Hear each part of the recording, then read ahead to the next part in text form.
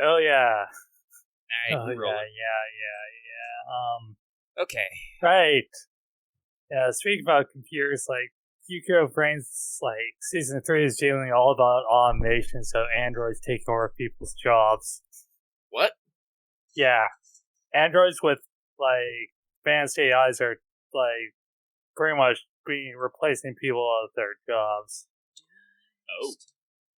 So that whole automation thing. I'm sure that's biting modern social commentary. Okay. Yeah. I'm getting my dice on. In case Where are my dice? Fuck. Dice! Where are you? There's 2 dice. You dropped some of your dice the other day. Oh god, that's right, I did. And I told you, I warned you at the time. I was like, no, your D10s. You need those for stabbing. Shit, Yeah, it was. I find it great that Omega's my biggest fan of my streaming. Dude, I love him. It's just the only time is when you tell me that, like, I'm not gonna go for 2 weeks. I'm gonna do an extra week at like midnight, and I'm like, I don't have the strength for this. I'm gonna have to catch this later. Yeah, I checked. I actually dropped in on some of them. Oh, you do? I appreciate Yeah, that, it does watch like maybe a few minutes. You're the one driving down my average. Nah, I don't care. But right. Do you like watch for a few minutes and then like I want to go play Starbound? Because I swear to fucking god, like every time I start streaming, like after a while I just see Marth is starting to play Starbound. I'm like, At some points I do play Starbound, but while not watching it, but other times I do. Oh yeah. I was looking. What was I? Oh yeah, Starbound. I found like Florin like tree colony in a desert planet. Don't know why. Sometimes the RNG is a bit too RNG. It's like my D10s for once. I don't have to undump the whole bag. Yeah, I was also thinking about Earth spells again as well. Like, wait. I already know that. I know what like certain Earth spells. So like, wait, how can I duplicate what Guard does with his sand? You know, with that whole, with the sand skin thing that he does actually makes it tougher to hurt him. Well, honestly, I would say, like, off the top of my head, is basically you make it a passive. I'd probably make it a passive spell. Make it a passive spell that just basically increases your armor value in all locations by your will mod. Yeah, that seems pretty good. Armor, so pen still applies, but increases your will mod. Then it would be probably rounds equal to DOS. You probably want that as a half action. Yeah. Right, I know what Gar was saying was that it cracks after it takes enough damage. Ooh. I mean, if we'd have to like sit down and talk about that because you could probably decrease the EXP cost by like its ablative because there are a couple effects like that where every time you take a hit, the damage reduction reduces, but you might want to basically the way I would fluff it is basically every time you take a hit, it is damaged 1 step. Yeah, you reduce the quality effect by 1, and then when it's gone, it's gone. Yeah. And honestly, if you did that, you could probably make it indefinite because it's self-disposing. Yeah. Right. So make notes of that. Yeah, take some notes. Okay. So speaking of making magic cool again, hi, we're recording and have been for like 5 minutes. Oh, my bad. It's okay, Marth was talking right when I started. I said something. But anyway, I got my dice out. It's fine. We were all doing most of the games and stuff. And a little bit of talking about the stream. But that's okay. We're here. We're around the virtual tabletop. Really quickly, before we go anywhere else, I'll say it so I don't have to do it later. I'll remind everybody that this episode is brought to you by our patrons, who includes Aga Comics, Qua, Jeremy Vasquez, Kylie Den, Nestor Flores, Sodasan0424, and Videomaster75. Oh, we got a new one. Yeah. New. Go us. Okay, so we're back. It's funny that Lucky decided that this would be the one time he could probably do a session for a while, because previous to this, I was deep in those guts of this magic system. Because last night I was like, magic is not cool enough. So I have started saying what I've been calling it. I have been spicing up the elemental trees, at least. Wood and metal were already pretty spicy. They didn't need a lot of edits. Just a couple of effects here and there, and some corner case stuff, like making the intents clear, because I realized that some of these descriptions are super short, and they shouldn't be. I don't know why I'm trying to save page space. I look at,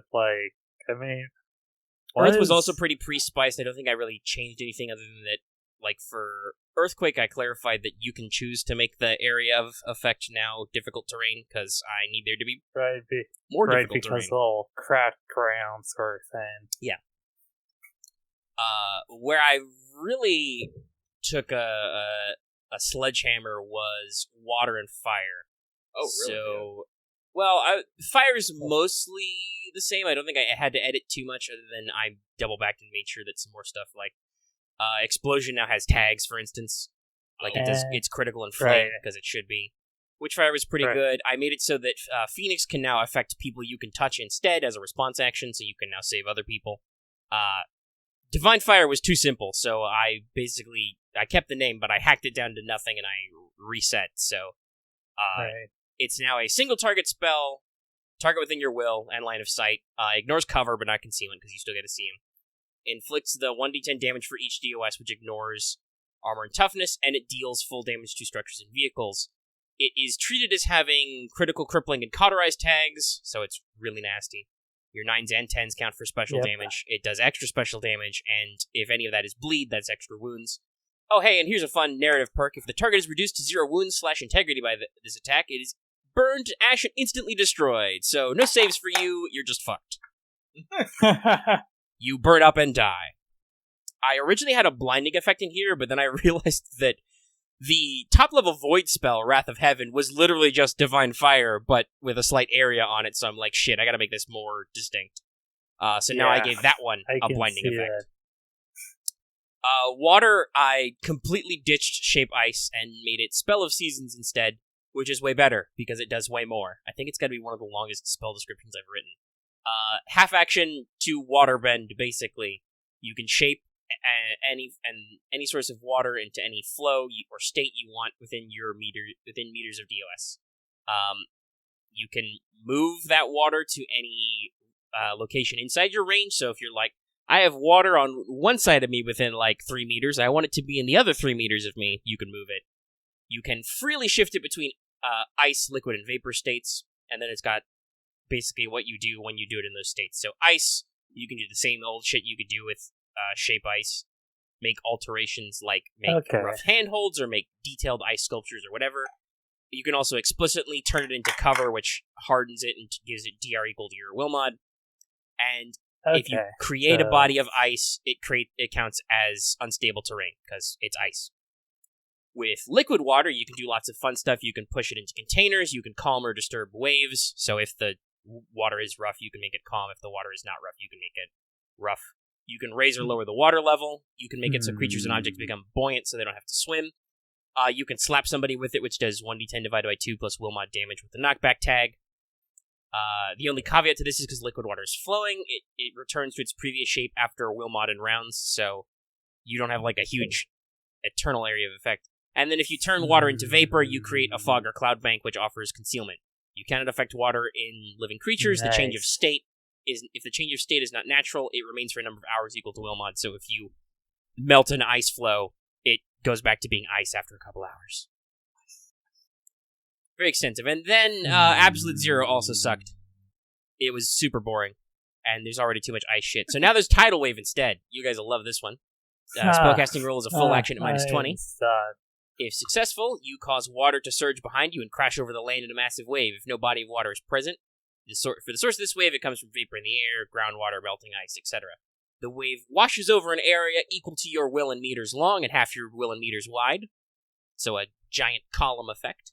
All creatures in this area must make an athletics to swim, or they suffer 1d10 damage for each DOS, which ignores armor but not toughness, and are knocked meters equal to DOF and fall prone. So basically, you have to be ready to swim. Structures and vehicles automatically take half damage, they have no saves, and vehicles must perform a vehicle toughness test or be pushed 1 meter for every degree of failure. Pushing in either cases can cause additional impact damage. If you are slammed into a wall by a wave, you take even more damage. Additionally, any creature hit by this attack must make a toughness test or immediately begin drowning on their next turn. So yeah, that's fun. We're going to rearrange the geography for fun and profit. And then I think everything's mostly the same. We'll do it again. Like Earthquake has a little extra effect, Cyclone has a little extra effect. I clarified some stuff on some of the metal spells. Hellion Chains has a new rule. After you hit somebody, I changed which test it was to escape. I made it agility to basically escape artist. You can't break these cuffs. And it made more sense to me. And as a half action, you can now, after you've hit a target with it, you can constrict the target with the chains, dealing 1d10 plus will mod damage, which ignores armor but not toughness, but doesn't inflict critical damage. Or you can pull the chains back to basically reel the target closer to you a number of meters equal to your will mod. So nice. Yeah, they are. You can move them around and hurt them now. So it's not just a grapple. I think everything else is good. Like, I clarified the timing on Iron Gates. I think I adjusted some other tags and some other stuff, but it's mostly fine. Air was also pretty pre-spiced. I just made it so you can move the Cyclone now if you cast Cyclone, though I realized something. Lucky, we didn't discover this, but I think your character... It's way too late for this now, but your character really should have dipped air. Who? You. Wolfgang. Ghost really? Sound lets you project sounds. Also, you're talking about not being able to hit things away. Have you ever actually looked at air render? Right. That lets you make a melee attack at range. Or an attack with a melee weapon at range. So yeah, that would have been very vital to some of your plans at certain points. It's if you succeed on the spellcasting roll, you make a free attack with a melee weapon at a range in meters equal to 10 times DOS. Wow.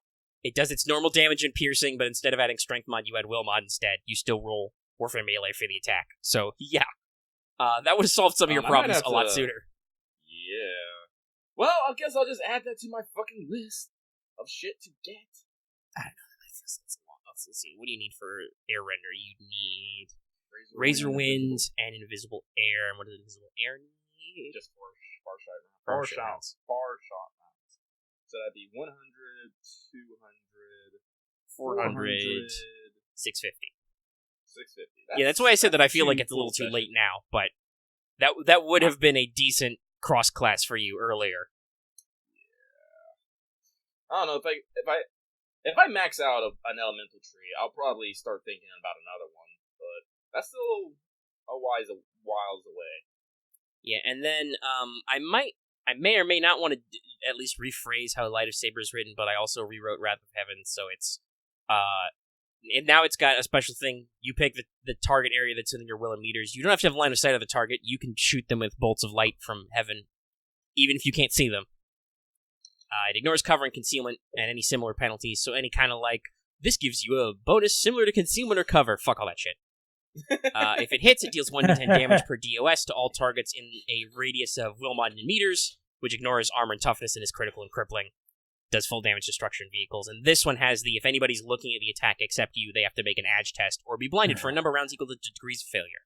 And I don't think poison needs any fixing because that was one of the most, I think, clever and diverse spell trees I had originally. Yes. And Kiss of Death is already one of the most metal spells because, in terms of heavy metal genre, because it's, I think, one of the few saber die.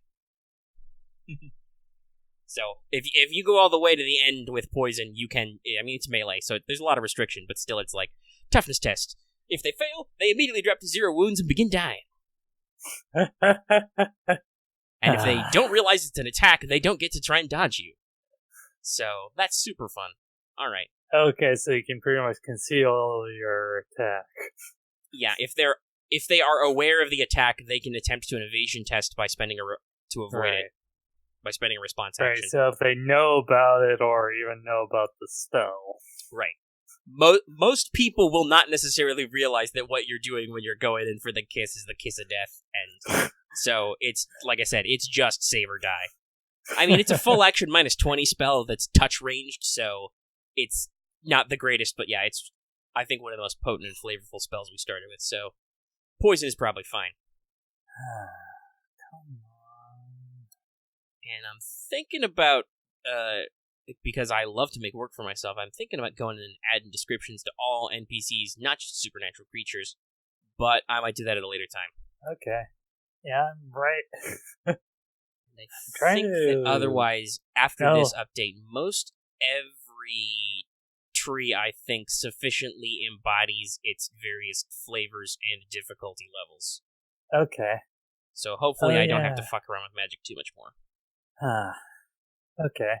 Meanwhile, I've just been trying to research, like, what other materials can you use for pots?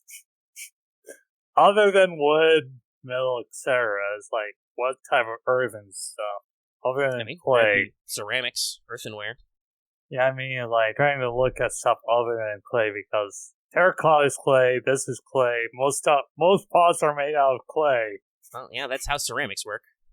Yeah, so I guess, well, from what, right, clay is usually found around rivers, I think. I mean, clay minerals. Right. You can probably just find that stuff later. So, yeah, I mean, they don't have to be, though.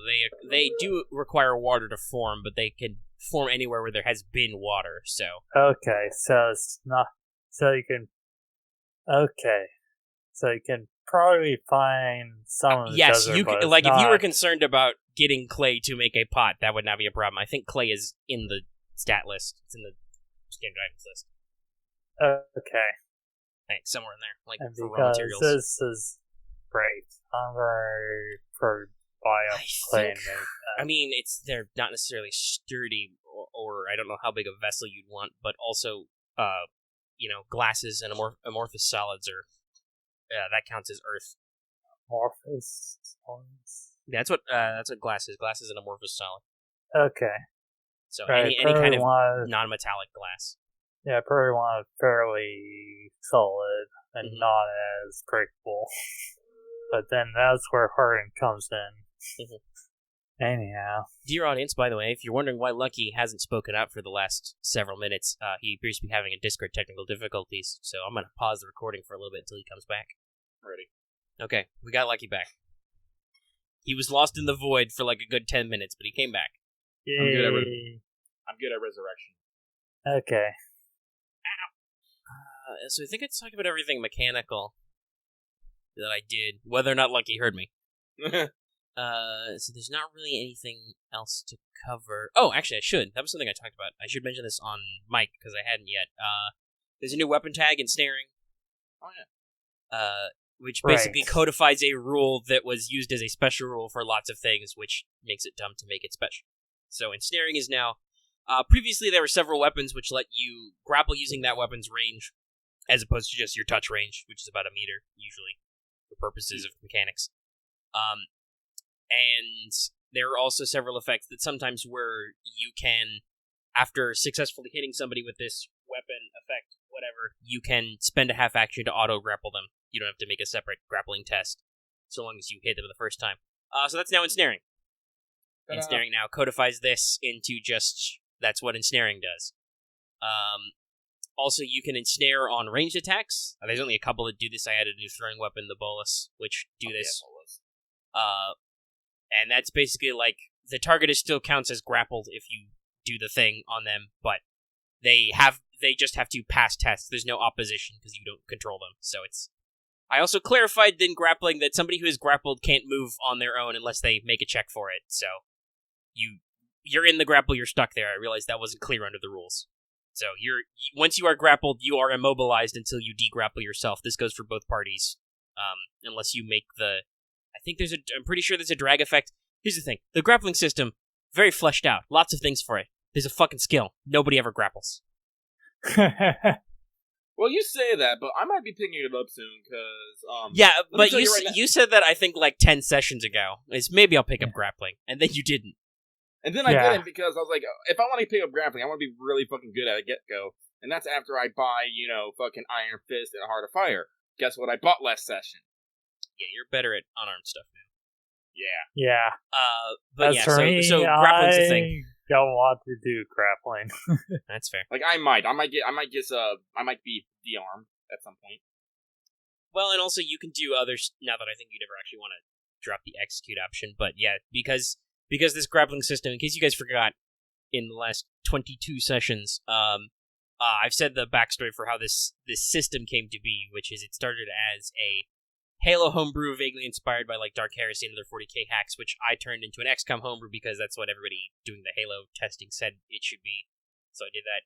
And then I ported that version of the game to Mages of War because I felt it would fit. And so far it has. So there was a very complex grappling system which emulated some very Halo things, like, behind the back assassination. So there are like instant kill and strangling, choking, other kind of stuff, sleeper holds, silencing, etc. And yes, there is actually a silence option when you grapple, so you can be like restrict motion and voice so people can't call out and cast spells as good. Which is good, because that's probably what you want to do if somebody grapples you, is you want to do magic. Yep. But yeah, you can do all kinds of fun stuff, which is all covered by the grappling skill. So to that effect, though, I added the bowless weapon, which is new. I added a trident, which was like an example weapon for some NPCs, but now it's an actual exotic weapon. Which is, what's it got? I think it's got ensnaring, obviously. That's part of the reason why I added it. It's got ensnaring like the man catcher. And it's, I believe it's flexible, because you can one-hand one of those things. And where is it? Trident, there we go. Trident is defensive, ensnaring, and flexible. So most spears are spear-type weapons are unwieldy. They're not good to parry with, because they're kind of like high weight at one end sort of thing. But the hunting spear and the trident are defensive. They actually have guards and cross guards and stuff like that, and are designed to defend against people. And the trident is flexible, which makes it that doubles your strength mod. So depending on what your strength is, you may or may not be doing more damage than a hunting spear. It's not as critical, but it does have ensnaring, so you can bind people up with prongs. Motherfucking prongs. Also, I don't know why, but maybe it's because Lucky was streaming and we were talking about oil. But the other night, I added a new mage gear item, witch grease. Just spelled with a Y. So now you can grease people. Because that wasn't a thing you could do. Is this because I kept getting slimed? No, I think it was because it was something that would do with, like, we were talking about the oil press. Oh. And I was just like, oh, yeah, like slippery oils and stuff. Have I done enough with that? No, not really. So now there's a new, like I said, there's a new magic item, which is, you can, first it has the effect that engine grease does, that you can use it to quiet vehicle noises. Second, you can pour it on an area similar to caltrops that makes it unstable terrain with an extra penalty because it's super slippery. Or you can throw it at somebody and douse them in it, and that means they have to make a check or drop everything they hold, and they have huge minuses to all kinds of tests like grapples, climbing, etc.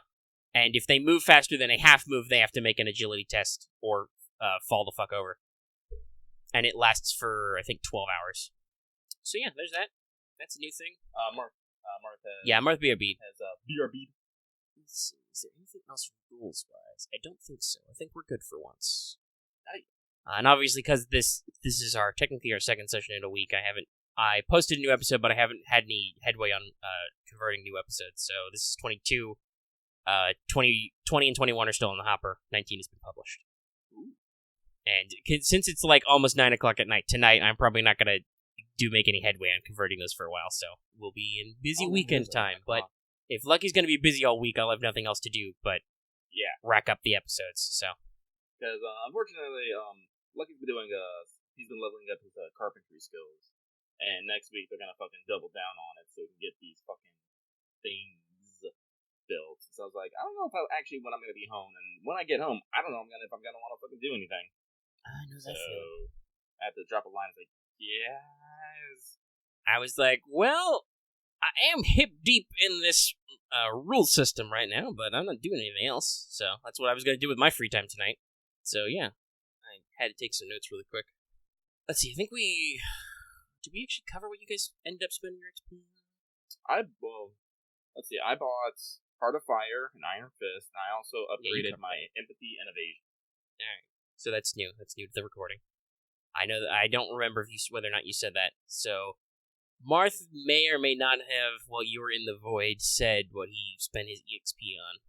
And I was just stunned into silence there because I'm waiting for Marth to come back, and I clicked over to Twitter, and Hughes posted something, so I'm like... Oh! Excuse me. Hold on. Brief pause. Brain. Sasuga. I really should have figured out some sort of Sasuga. Yeah, we know, but that gets said a lot. We need to figure out some kind of macro for that. Turn into an It's emote. probably not gonna be Sasuga Hughes, but he's doing tornado. God damn it!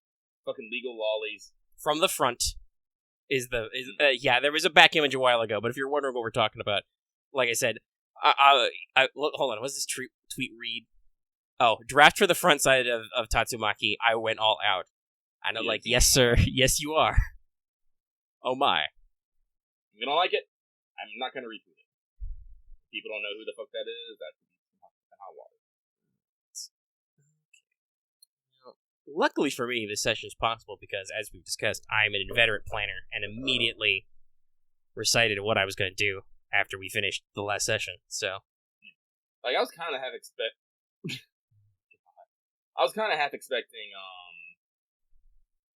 you'd be like, nah, it ain't ready yet. And I was like, okay. I was like, well, I could if you give me a second. I got a couple of incidental notes to jot down. But honestly, I feel like a lot of the session will just be the setup. Yeah, there's going to be a lot of setup and practice and waiting for stuff to happen. And you probably being Iron Man again. Yeah. Actually, when was the first fight? Yeah, because there will probably be some immediate delays or stuff. And also, I don't necessarily want to repeat myself. When Marth comes back, I've got a couple ideas for how we're going to start. Okay. Let's see. You guys didn't do any missions, so you shouldn't have to do post-mission fatigue. It was all talking. I don't know. I did have to stand in a room with a whole bunch of important people and not fart. No, even if you did, that would be like post-mission fatigue of like what? I think it's double mission time, so like what? 2 hours, 3 hours? That's, like, real talk. That sounds accurate. Take 2 hours to wind down. Oh my god, what did I do? Oh, the electric guitar was developed in the 1930s. Yeah, we learned a lot about what was developed when. It was just one of the things about to get Iron Man. I was like, alright, I need someone to get on with the fucking electric guitar. I'm like, wait, when was that made? 1931. In the United States. Cool. Yeah, so, yeah, I am setting it like right now. That is going to be one of my immediate goals. Is like, alright, I'm probably going to haggle because, Jesus fucking Christ, how much MC do I have right now? This is a good question. Lucky's going to vamp, so all of y'all just hang on to your butts until Marth gets back. So, well, I mean, now's a good time to get shopping out of the way. I have like 200 MC. Now, to make my armor into powered armor, I need to apply an additional 75 to my fucking armor. Is adding, I forget, because, like, as I said, like, I know like some rules are different, but can I haggle down the price of, like, the components and stuff for, making the powered armor? Yeah. The commerce? You'd be able to, like, if you bought it straight up, you'd be able to haggle, so I don't see any reason why you can't haggle the extras. Yeah. Like, if you had started by buying powered body armor or whatever, also, hey, Marth, you would have been able to haggle for the total price with the plus 75, so I don't see any reason why you can't haggle for the 75 price afterward. Alright. That's my judgment as your game master who wrote the rules. Ta-da. So, I might do that, and what was this? And maybe the moon. Moon silver inlay? Yeah. Get those two together and just basically redesign my hacking armor. Okay, so you're... Yeah, he's been talking about shopping while you've been away. Yeah. Okay. Marth, did we cover what you spent your EXP on before Lucky died? What did I... maybe? I'm going to check. I know I did not spend one single XP for my companion. You only got 100. Well, and I know I haven't been spending XP on my companion for a few sessions, so he has 400 right now. I'm waiting for 500 for him.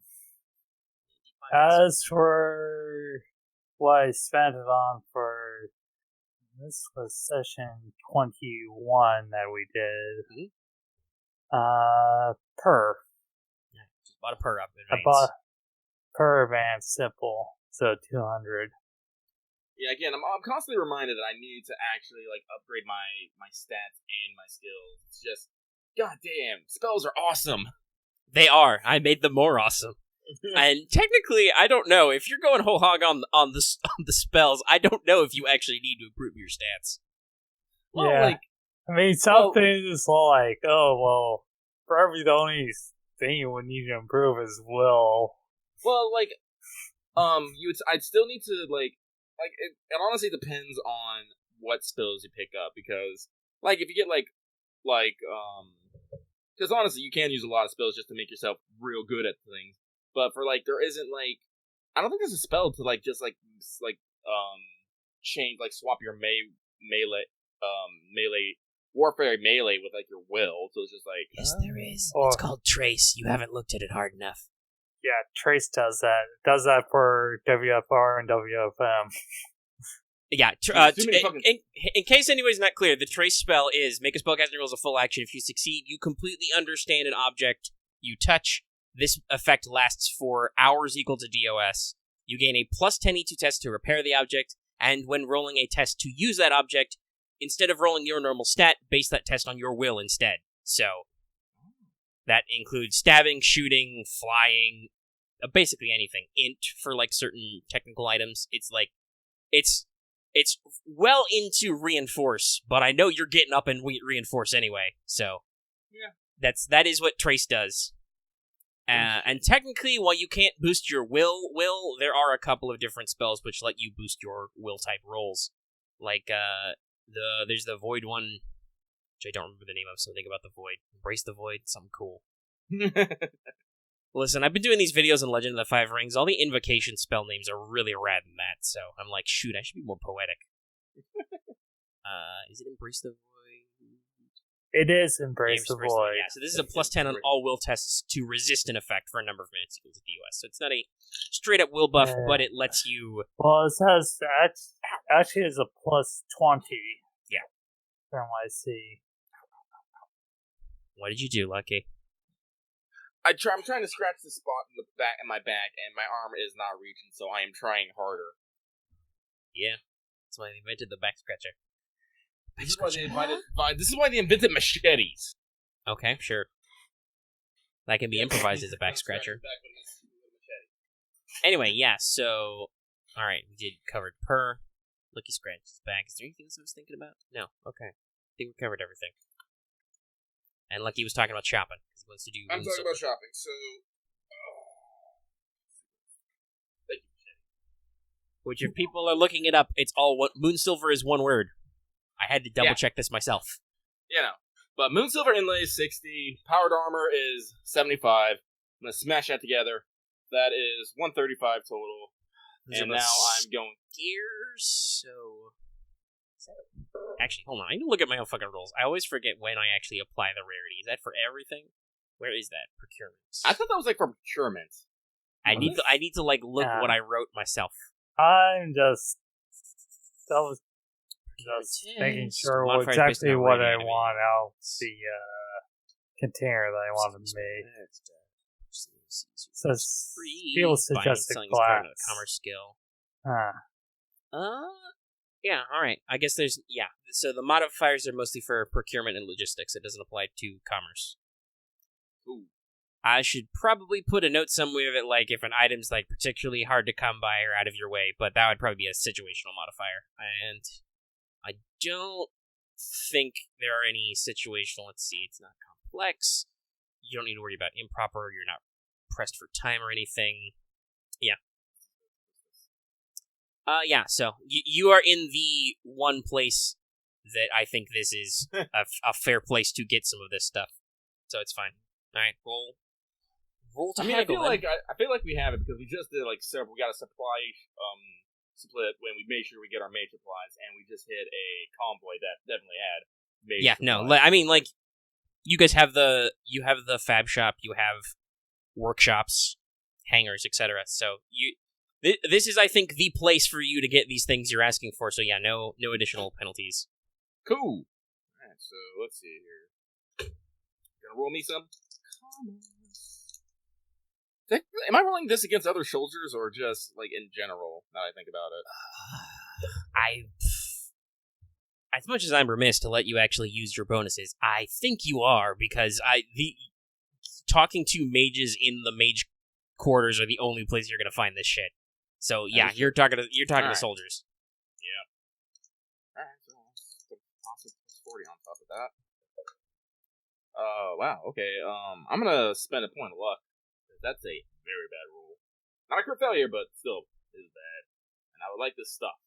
Where's my luck? There it is. Let's see. Natural. I should actually write a note that, like, on a in outside of structured time, critical effects shouldn't actually matter. But that's for later. I'll leave that note. Okay. But you re-rolled out of it anyway.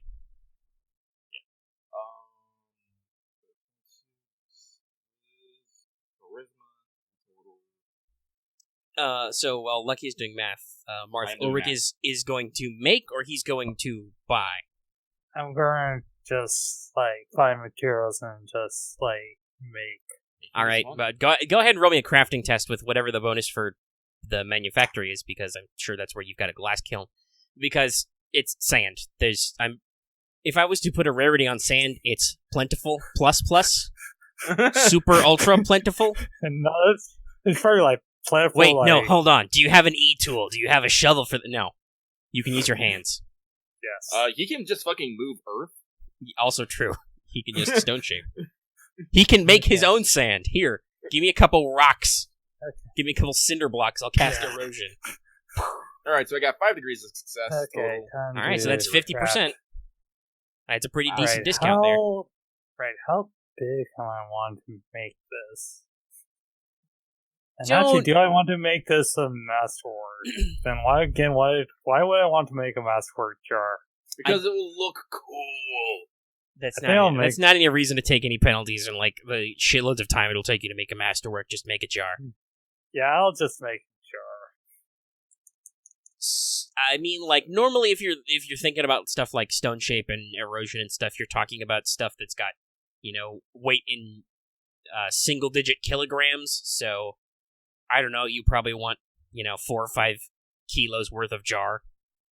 Yeah, 4 or 5 kilos. And I'm going to be honest, I'm not gonna flush you too hard about the exact dimensions. I will, however, make those kilos of dirt if you carry them with you, count against your weight limit. But the jar itself, I'm not going to be too picky about.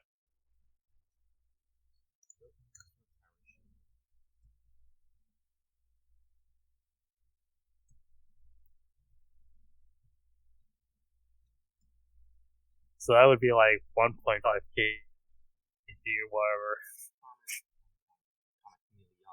I'm the roll done. Yeah, roll craft. You get a bonus for the manufacturer. I think it's plus 10 to make an item. If you happen to have glassworking tools, that would count. What is my... Oh. If your companion is trained in craft, they can give you skilled assistance for another plus 10.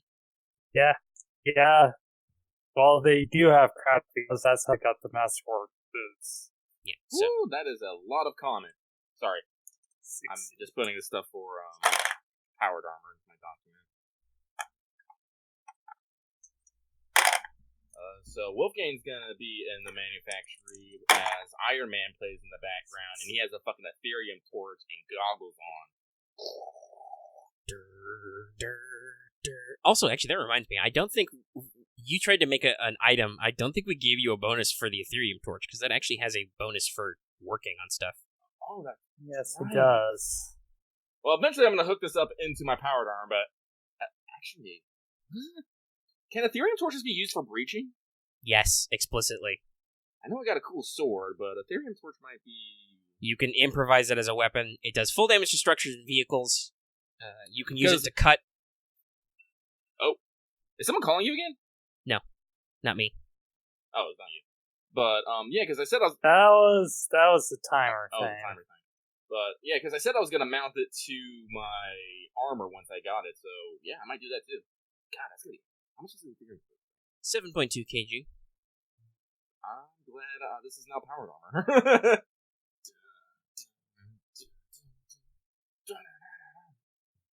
Yeah, you can use it to cut, and if it matters for mechanics, using it to cut is a mechanics test.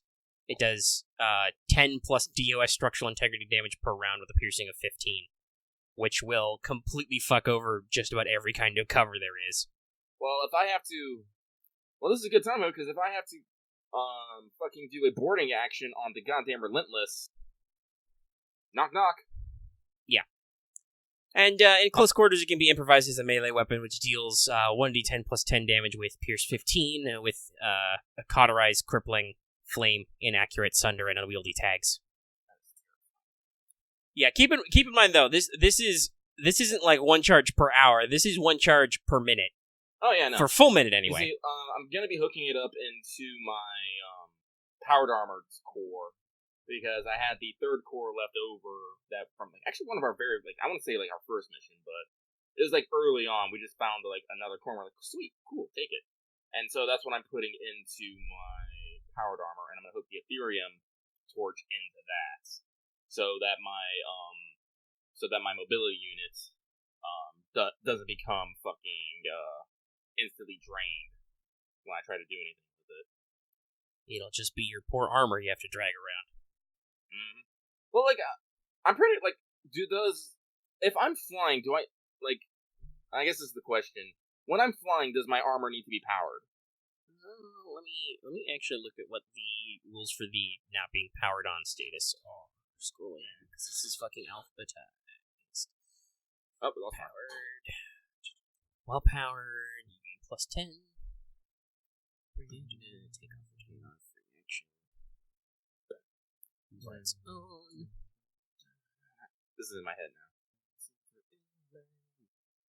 One word. Well, the moon silver is. It lays another. I mean, technically, no.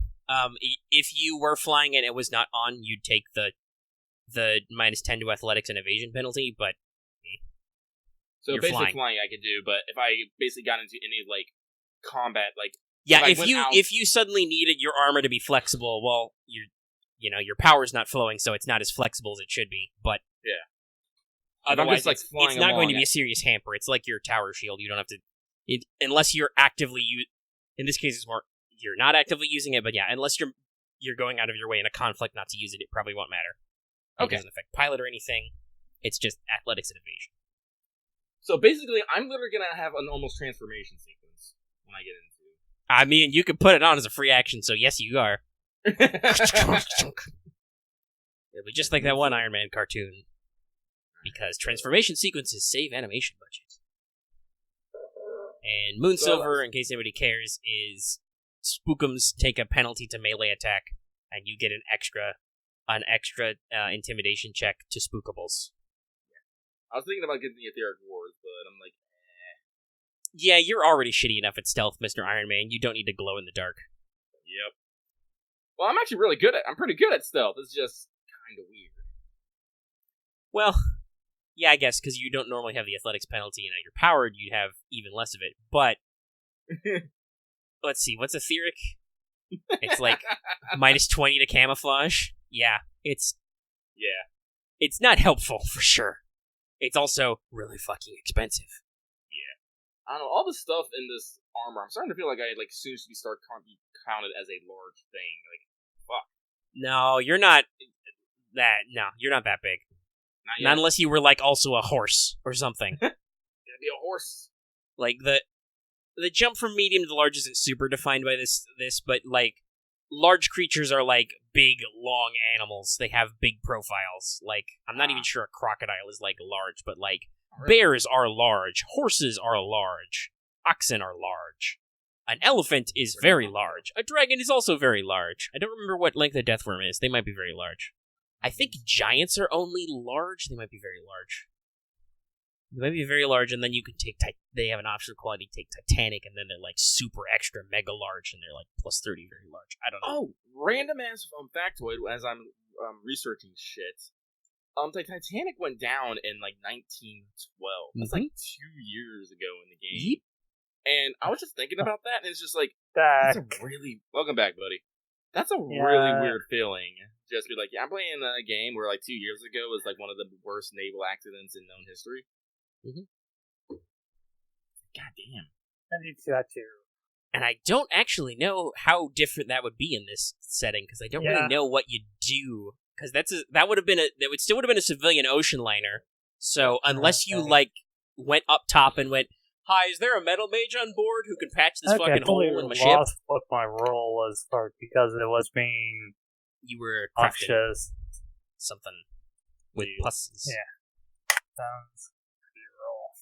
But yeah, like I said, I don't even really know. That's one of the ideas of the setting is that while magic does make some stuff easier, it's also hard to avoid some things just because people can't. And the Titanic's problems were mostly due to poor planning and poor advertising. Well, because I was looking into Hubert situations with, major naval, not naval, and of course the, how's it pronounced? Lusitania? Lusitania. And, there's comparisons to, like, that and hacking Titanic and shit. It was like, when did that happen? I was like, oh. Alright, yeah. You build a big glass jar. Nice. So, Lucky, you calculated all your math for your discounts? Mm-hmm.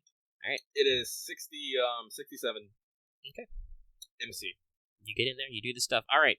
Well, we're probably going to flash back in time then, because that would have been stuff you'd have done later, but it's the day after your meeting and dinner and stuff, and you're thinking about things. So, first thing in the morning, after, morning wake-up call, your unit is joined by some friendly guys. Oh. You're joined by the bombers who are being added to you, so you've got aviators. Nice. Pull up my stance here. Alright. So, yonder heavy bomber. So you got 3 heavy bombers. These have a crew of 8 total. I believe that's pilot, co-pilot, 4 machine gunners, and is that 2 bombardiers? It might be 2 bombardiers. I don't know. I'd have to look. But they got a lot of crewmen.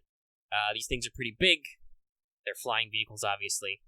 So you've got, actually, no, those are 3 machine gunners, that's right. Some fucking crew, I don't know. Anyway, the stats of these are available if you're looking for them in the, player's book. Heavy bomber. Despite being called heavy, they're not super well armored. They're still mostly canvas and balsa wood. We are not yet in the war where we figured out how to make steel tubes fly very well. Okay. So they're fairly slow. They got a top speed of about 160 kph. Obviously, some of your guys can run rings around that. But their flight ceiling is 3 kilometers. Damn. 3,000 meters. So they can get up there. They have 1 light machine gun turret. That's all facings. They have a forward light machine gun and a rear light machine gun. They carry up to 30 iron bombs. Sorry, I was like, you said like 3,000 kilometers. 3,000 meters. I was all like, wow. Then I looked at mine. I can go up to 5,000 meters. I was like, oh wait. Yeah, we upped that. No, heavy bombers are a little low. Because their weight. Fighters and regular bombers, that can only carry a couple of bombs, can go up to like 5 or 6. So they can dance pretty far up there. And yes, that does mean you're not safe if somebody decides to send some interceptors at you. Because those have a flight ceiling of 5 kilometers.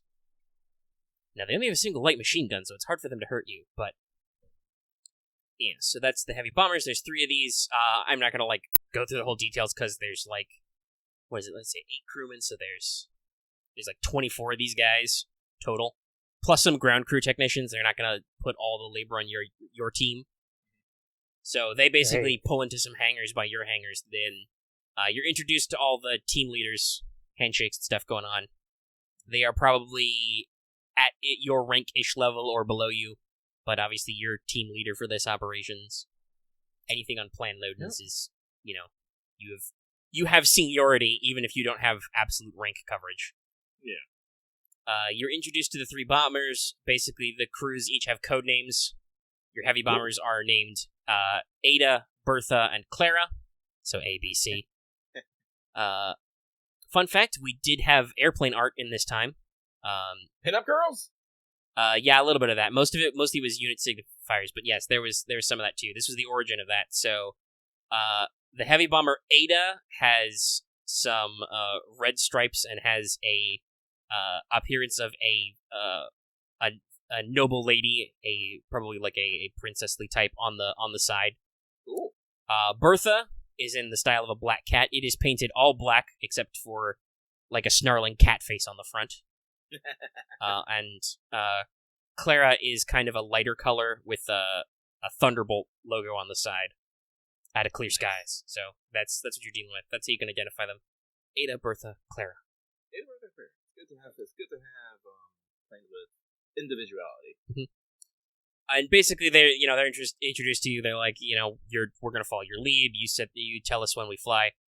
They explained that their heavy bombers were assembled off the latest supply shipment, so they came on a boat in parts and were assembled here.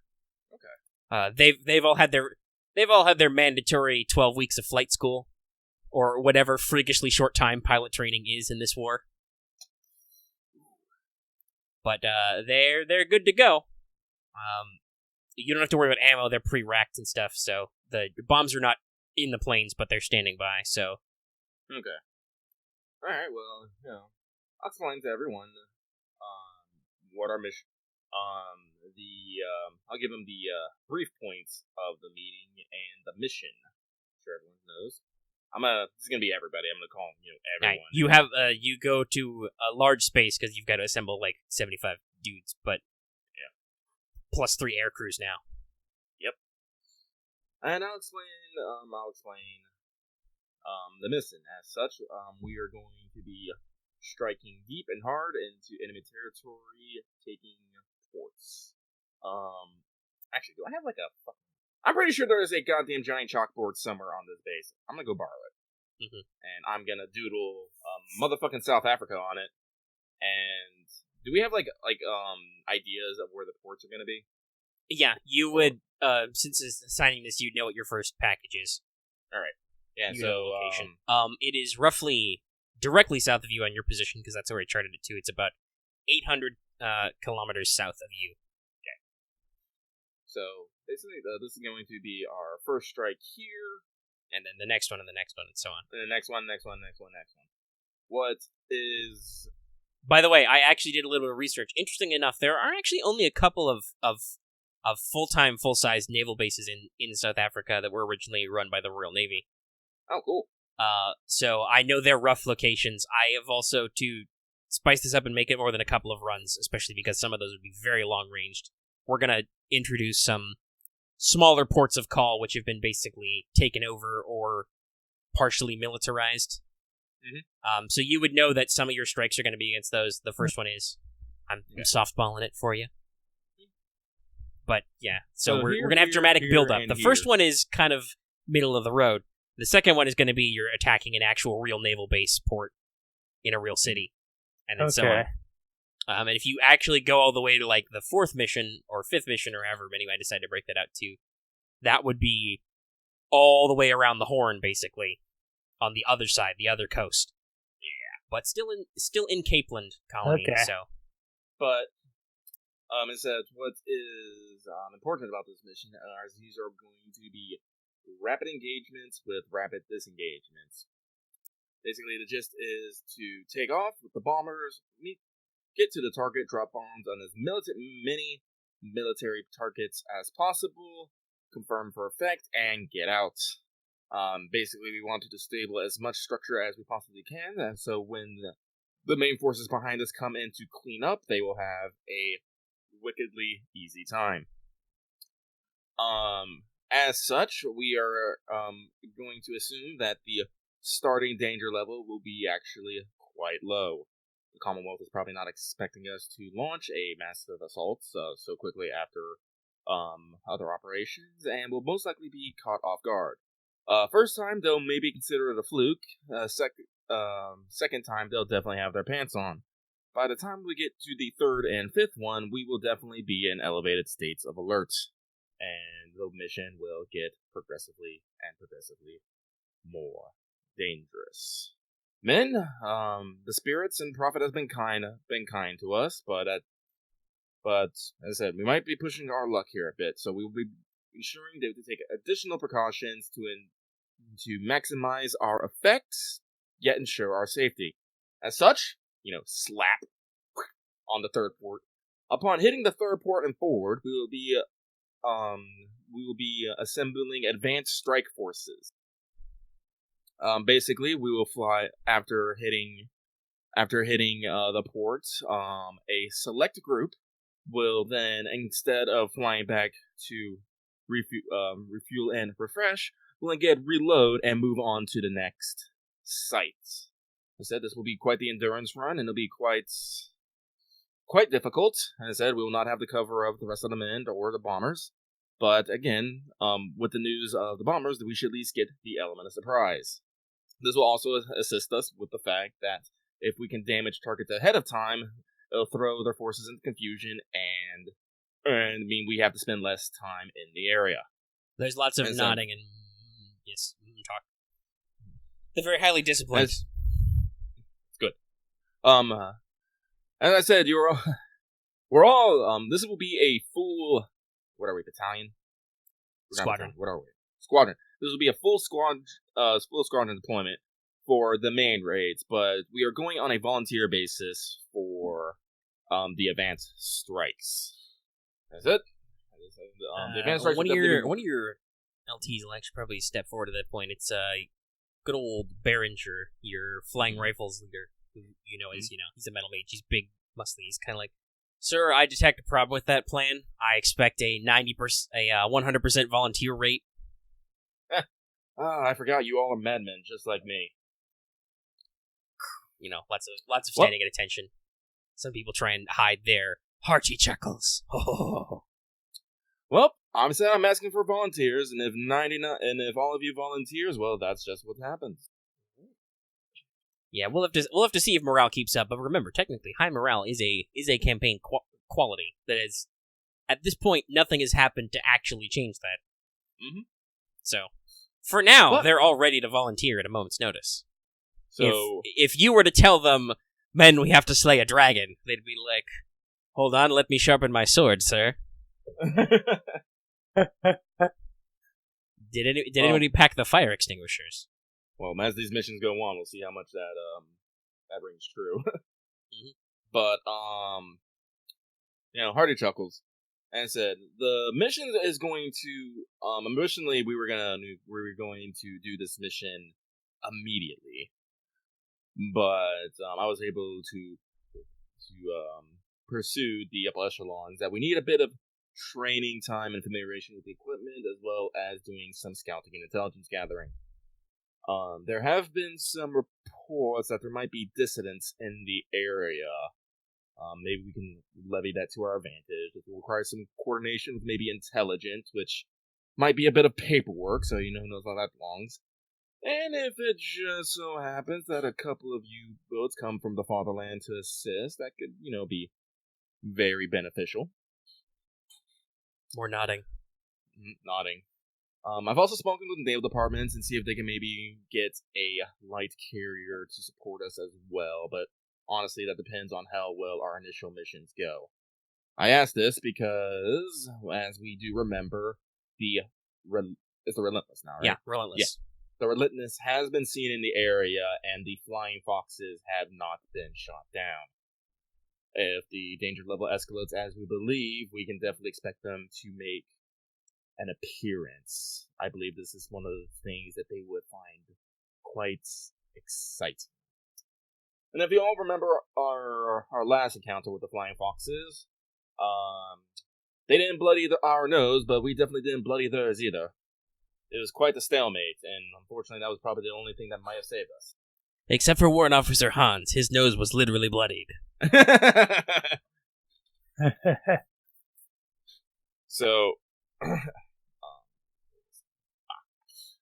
So in this time, we will also be undergoing additional training with basically anti-hunter killer methods. I said we got a good idea of their maneuvers and skills, and we will try to bring that to bear as we move forward. As I said, in the case that the Relentless shows up itself, well, that will be a major point of contention. The cruisers nor the U-boats will have the capacity to sink it, therefore we will have to attempt a small team boarding action. That will mostly consist of myself, the XO, and as well as Ulrich and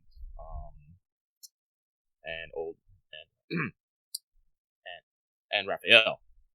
I almost said Raph. In the meantime, you were to continue that, but I do believe that the Relentlesses probably will not be expecting such a reckless, mad, and possibly stupid response out of us, and we're going to turn that to our advantage, as we always do.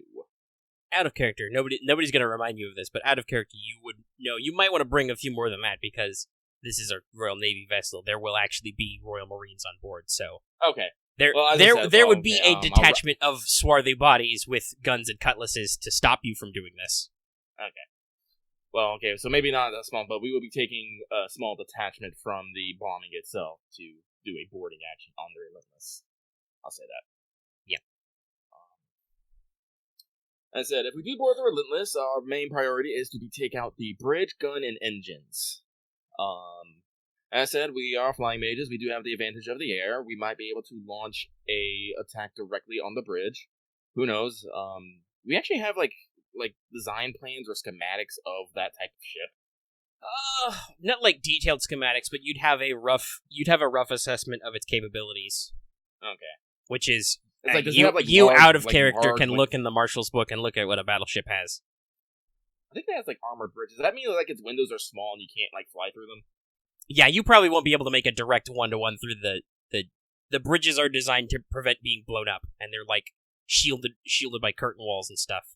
This is the era of big armored ships. So, big guns, lots of armor, and also you know that the Relentless is a dreadnought type, which means it is a little slow, but it is a fuck off huge guns and thick ass armor plating.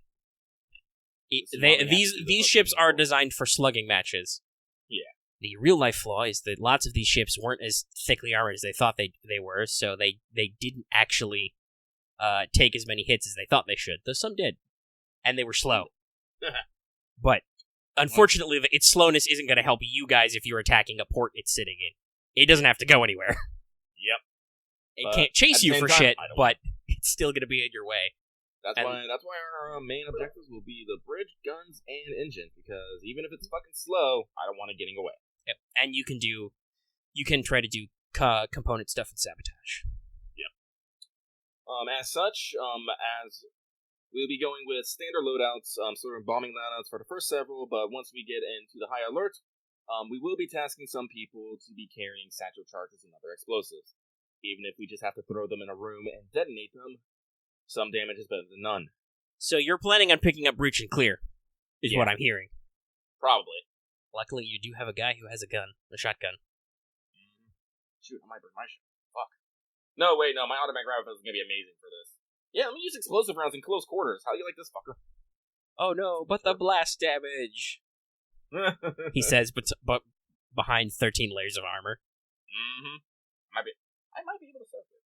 Who knows? Yeah, I mean, I think there's a slight reduction for how far away you are, so, yeah. That's kind of actually terrifying. I do have a Minnesota power shield and a hybrid armor, and I plan on getting the armored cloak. I don't know if I'll be able to make it before the heck we fly, but we'll see. Anyhow, yes. So, yeah, you covered your general plan and your contingency plan for the Relentless. Is there anything else you have to say in this briefing? Alright, as I said, basically, as for the next couple of weeks, everyone shall be getting familiarized with each other. As of this moment right now, we are 1 unit. As I said, so I will not brook any prejudices, what's the word I want to use here? Prejudices, dishonorable actions, and just uncomely behavior. We are the proud and mighty, disciplined style military, and I expect everyone to act accordingly. That means that if you guys can go down to the cafeteria and get a little much and start a little, carousing. That's just good morale. Jawohl. Jawohl, mein Herr. Yeah. Yeah. But there'll be joint training sessions. So we'll be dividing, our recovery and support squadron will be on hand to assist we'll probably be assigning a few to each bomber, as well as some in the wings, just in case things go wrong, as well as small escorts with the flying rifles, in case they do manage to launch interceptors. Other than that, though, for the majority of the squads, bombing training. For the rest, I have talked to the Major and Captain Brand, and since this is such a major offensive, we are being pulled from the normal patrol routes in order to train, and the Grim Brands will be taking over that. That means scouts. We are going to be grabbing the best, fastest, and sneakiest to fly reconnaissance over these ports, so we can get an idea of targets beforehand and identify the proper ones. As I said, we may be throwing hellfire onto our enemies, but we do not wish to cause more harm than we need to. So, bomber crews? Unfortunately, this is something that you will learn about me very quickly. I do not like unneeded violence. Some of these ports will have civilian populations, and I will not see them harmed. They do their fair share of nodding and so on. One of the leads basically sits up and says, you point him out, we'll hit him. Very good, very good. But I'm sure privately they might bring up to you the fact that obviously being iron bombs, these are unguided, but that's I know. Under normal circumstances that falls under acceptable. We can't control the wind, Cap. So they're as is typical for we're fairly early in the war and everybody's committed to the so-called rules of war. So yeah, they have no problem with no, we're not supposed to blow up civilian targets. So hey, you point us at the right thing to blow up, we'll blow it up. All right. So use the actual names here. Here it is. So Lieutenant Buckner, give me a list of your best to send them for a deep probe. Lieutenant Bretz, please familiarize with the aircraft and everything we can do for them. And Lieutenant Behringer, please strap up and get ready to drop a bunch of dummy bombs. Everybody salutes when you say their name and they, get attention. Yep. If it's done, everybody will break. Mm-hmm. So, immediately the aviation crews and your recovery unit, most of your technical minded ones anyway, break into the hangars and start talking about them. Mm-hmm. You hear words that you don't that some of which you do understand, like how many rounds you carry in a magazine, what's your weight limit on the bombs, top airspeed velocity, laden and unladen, and then you hear stuff that's like, and your rudders and yaw and like lots of technical stuff. You don't actually. Do you have mechanics? I do not. Okay, no, you absolutely do not understand some of the stuff you're talking about. Like you understand some of the concepts of like pitch and yaw and all that for flying because you do have pilot, obviously. But like they start talking about technical stuff in the plane, and you're like, something about the gears and the horsepower. I don't know. Are there horses in planes? Is that how they work? No, you're fine. The flying rifles, are like, okay, break for exercises. Everybody get a good meal and then load up on the dummy bombs. Some of your recovery team members probably go with them as squad medics to observe. And within probably like 10 or 15 minutes, it's freakishly fast how good he is. But Falkenrath has like, a dozen guys picked out. Awesome. And, he can adjust this size however you like.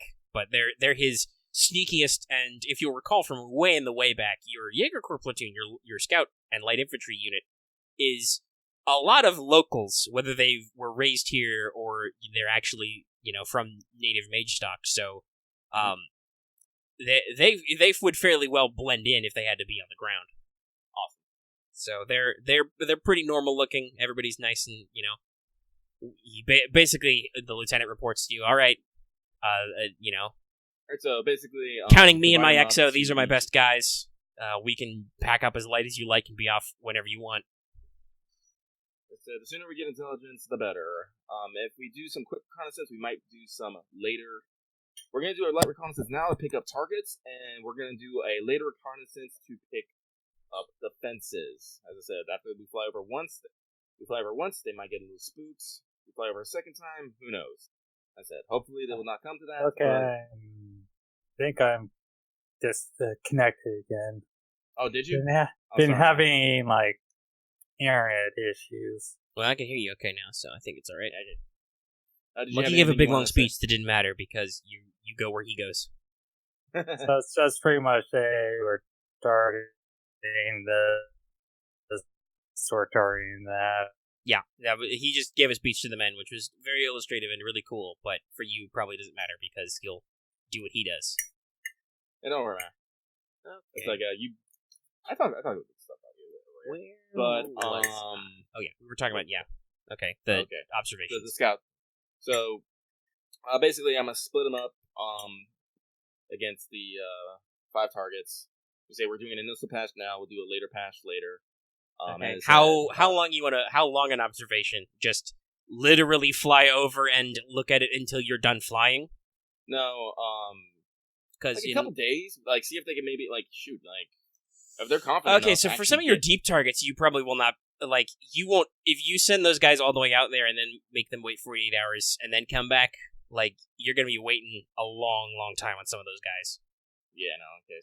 So let's do the actual insertions with, the first 2. Let's go 3. Alright. With the first 3. And, honestly, once we hit, now I think about it, after the 3rd one, it doesn't fucking matter because they'll be doing full escalation. Whatever we saw probably won't really matter that much. Mm-hmm. All that will matter is the fucking targets. Right? Yeah. But for the first 3, we can probably get a good idea of their defenses and targets. And as I said, I do want to hook up with intelligence and see about any dissidents, but... Alright. Preliminary, most of those would be in the eastern half of the land. A little bit farther away from you. The eastern side. They may be able to assist with later targets. They're a little far away, and they're also probably pretty surrounded since the rebellion we're referencing in real life was starting to be suppressed about this time. It was about done. So they're probably mostly surrounded. So you would want to wait until later in the campaign before trying to activate them, basically, once you're closer and they are less likely to be pressured. Okay. But intelligence would basically, we'll put a pin in that for later. Other than that, get them out as soon as possible. Get them. All right, they load up. I mean, they're recon, so they load up with rations. They carry nothing but their uniforms, some of their basic supplies, and their service weapons, just in case keys, and they'll pile out. Because I think you get 2 or 3 days worth of rations, default gear, out of a single survival ration. Well, how many survival rations do you get? You get 1. Okay, so that's only, I think, a day's worth of food, so they probably have to take some extras. Yeah. I'll sign off on that shit. I probably gotta go sign off on a lot of shit right now. Yeah. Well, yeah. Depends on what's in the nature of dummy run. You probably have some dummy training rounds.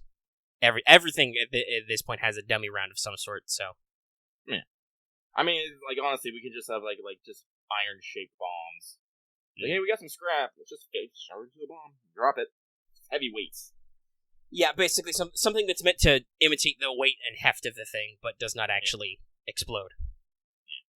At this point, I would shoot to my office and start writing reports about all this shit I'm doing. Yeah. So you see guys flying around, doing stuff, doing things. You may or may not end up actually doing the buying and rigging that we talked about earlier. But I was like, technically, we should probably go back in time because first thing stuff would happen. So basically, you guys have a couple of free days before anything changes. If you want to check in on any particular training or discuss with anybody, you have plenty of time to do that. Alright, so I'm definitely curious about, once we get later in the bombers, those bombers are probably going to come to our attack. Is there anything we can do to reinforce them? Make them not go down easy? Magic, basically. That's about it. There are vehicle mods, but... Let's see what vehicle mods we can do for a fucking plane. Yeah, most of them are more, because obviously, hey, guess what? Ground vehicles are less fiddly and more technical. Marshals. No, they're in here. They're in core. Vehicle mods and attachments. The ones in Marshall's Guide are for heavy vehicles. Oh, that's right. So let's see. Yeah, it should be in the outline. There it is. All right, let's see. Ethereum. Wow. Boost. I never looked at these actually. We have interacted very little with the vehicle system, but it is robustly supported.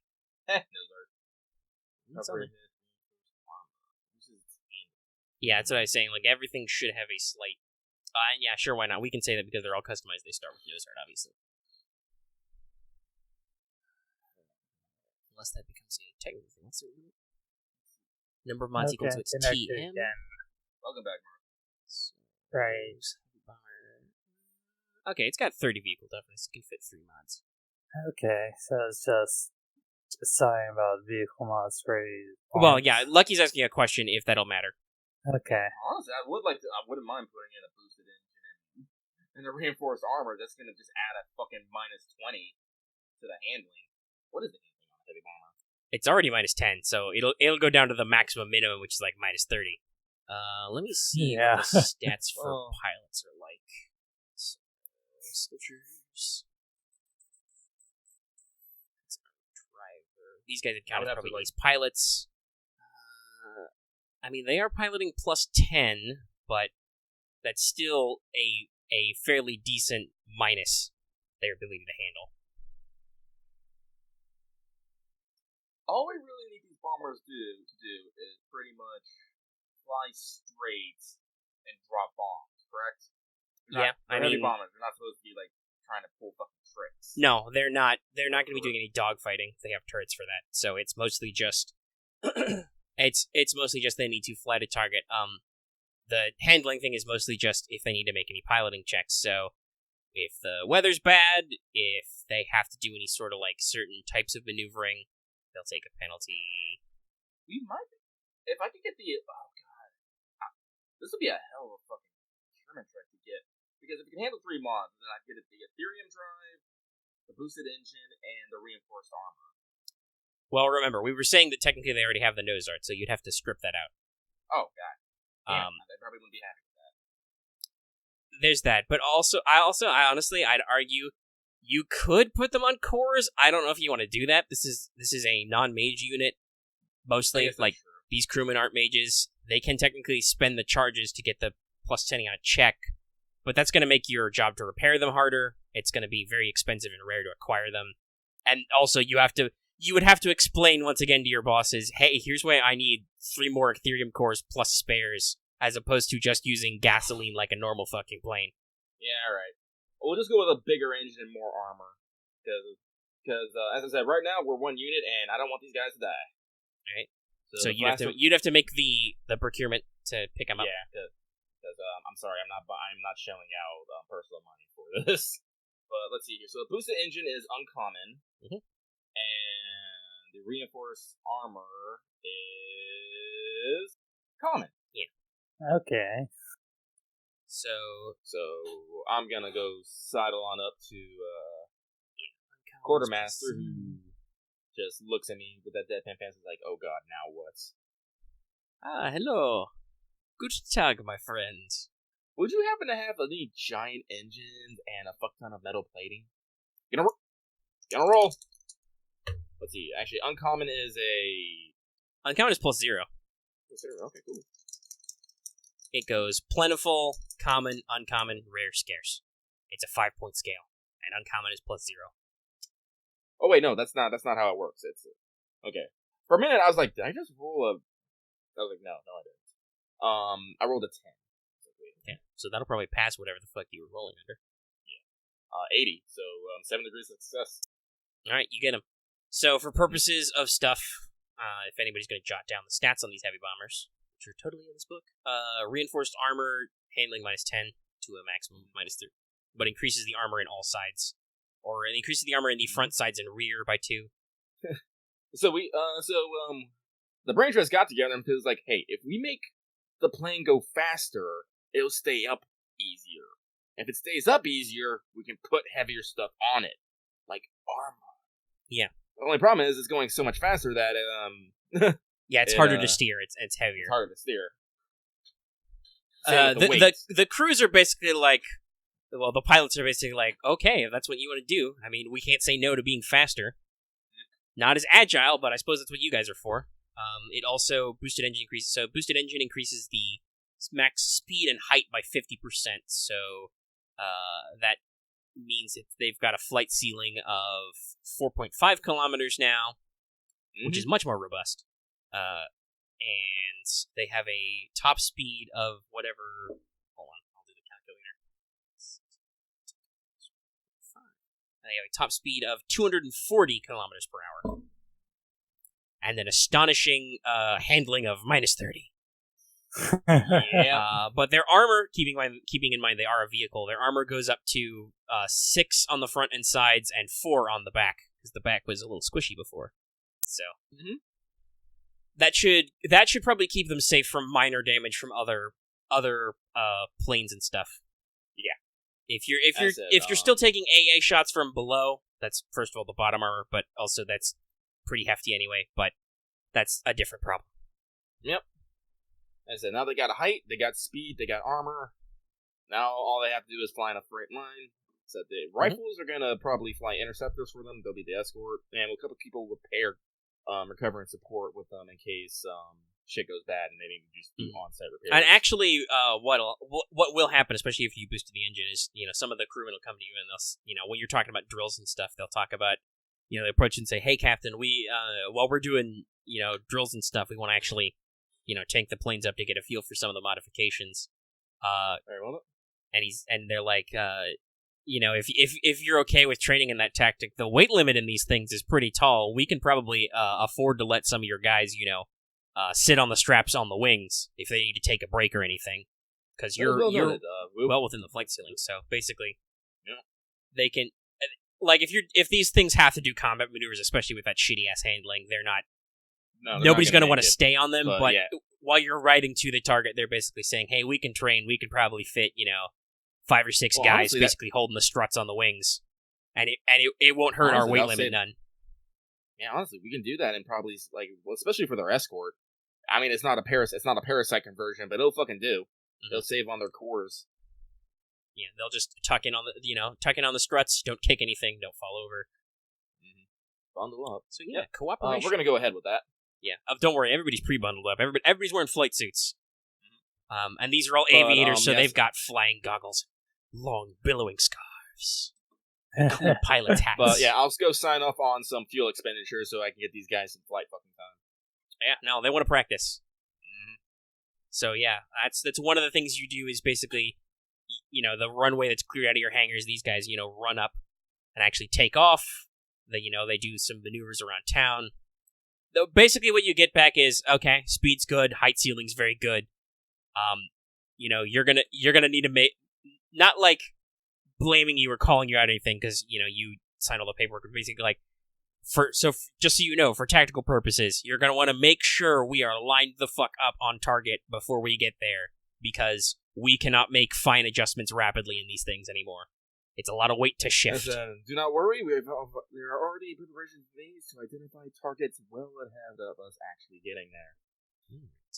So, let's see. I'm seeing a lot of green lights. Marth, you doing okay over there? He keeps disconnecting, unfortunately. Yeah, I see his thing light up sometimes, but I haven't heard him speak in a while. I don't know if he's having problems again, or that was just noise. Marth, buddy. I sense it may be a problem, not just noise. Damn it! I disconnected. Well, he's probably resetting. Yeah. Let's see if he dives back in. Okay. Hello? Well, there it is. There you are, buddy. Okay. So he got to make a jar. He's trying to top none of what's going through. Yeah, sorry. I stare out, and when I'm doing the role plays and the talking, I stare out into the middle distance, so I don't see I don't see the Discord lights lighting up. That's why I like to check every once in a while when I'm looking at you. Right. But sometimes I'm also knee deep in my books. Like I was just there. Okay, so Ulrich, once again, is there anything you've built your build my glass jar? You don't need to roll anything to fill it with dirt if that's what you want to do with it. I know there's a couple things. Dropping the enchantment that I have on the SMG. Sure. Isn't that a free thing? Yeah, you can just choose to break an enchantment you have. Yeah, I'll break that and I'll enchant the glass jar with Harden. Okay. So that'll be a ritual roll of some type. Because I'm assuming you're doing an indefinite. Right. I know that it's going to be that whole year and a day thing. That'll probably work for your purposes. Yeah. It's, right. Harden is 50 XP, that's 10 for complexity, and that means 1 DOS, I think. Yeah. And you don't have to worry about penalties or anything because you're at base, you've got a workshop. You didn't make it a masterwork or anything, so that would be something that could have applied, but it would have been like literally this one time. So it's a normal ass jar, so it's a normal ass materials. Okay. Alright, well, it's plenty of DOS, so now you've got it hardened. And because I actually have enchantment, so I have, that would actually be 87, but it doesn't really matter with Harden. But I can do this in half the time, so it's only going to be, I think, 2.5 minutes. Yeah, so that's a pretty quick one you can do. So Harden increases your DR for an amount equal to your will mod, so I'm 4 now on that glass jar. Alright, so that probably means it's got an overall DR of like 5, because it was glass before. But still. Right. Theoretically, that's more armor than some people you know. And now it's probably covered in sick runes. And scribbles. And glyphs. Everybody loves glyphs. Alright, is there anything else in your to-do list since Lucky has been talking a lot and you've been disconnecting a lot? Yep. Marth, is there anything else in your to-do list? Let's see here. On my to-do list.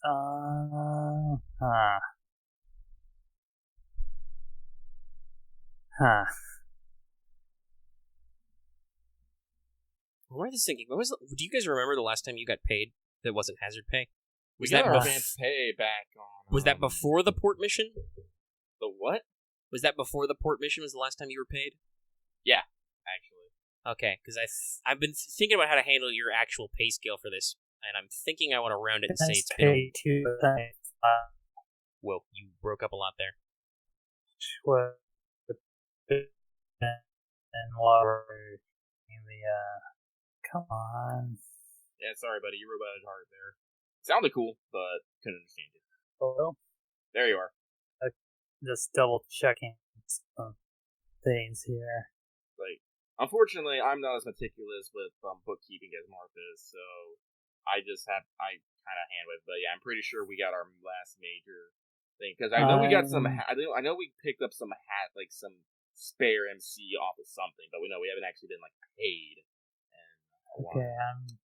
Yeah, so I'm thinking it's probably been about a week since your last paycheck, so I figured I would go ahead and cash you guys up for your per diem pay. Come on, you blade thing.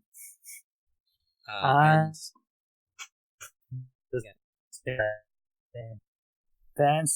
to that happens sometime. Okay, going to there. No, Twitter bad. Close that. Okay.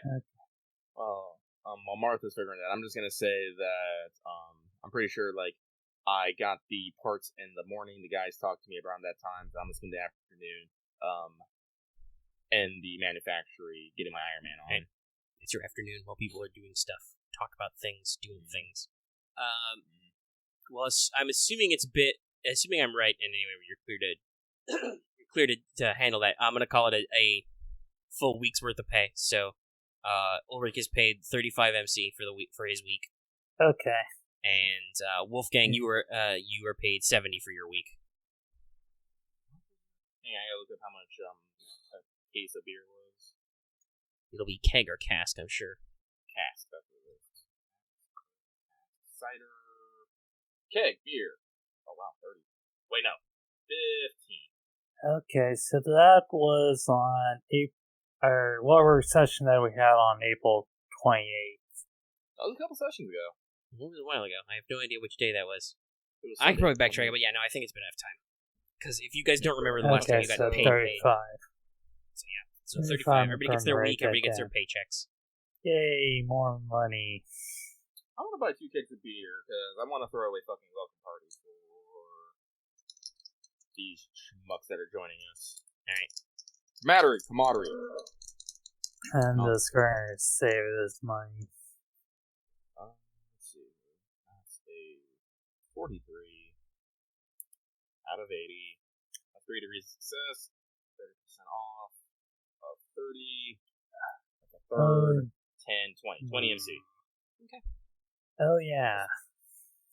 So I spend 20 MC, divide 2K, and note audience that Lucky had the chance to completely recoup the money he made.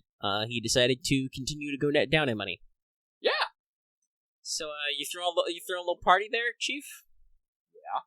Why don't you roll me carouse? Oh, okay. I have this. Shit, I thought I had him. I was like, who the fuck's gonna buy carouse? Except for the fact that I wrote carouse explicitly because I needed a roll for this. I needed a roll for jocular, soldierly socializing. Right. Yeah. Yeah, I'm just like, oh yeah, I was just double checking, so I'm just like, should I actually stick my motes in the jar of dirt? I mean, they can hang out in there if they like. It solves the problem of where the fuck they keep coming with you when you fly. It. Yeah, I'll just keep them in jar of dirt. I mean, they can move through. Can't they just like move through Earth? I mean, that's not an intrinsic special power they have, but no, there's no reason why they couldn't. Yeah. Or like that one. And they're all being in close space, like this 5 kg, so. Hurry, won't be that small of a space where it'll be like too small. I mean, no, it's a pretty sizable jar. And I have a. Actually, I gotta check what fucking X Slayer does. That's only if you're telling the story. I'm totally gonna tell that story if we're all cooking and hanging out. Sure. I guess it's not for the general thing. Okay, so.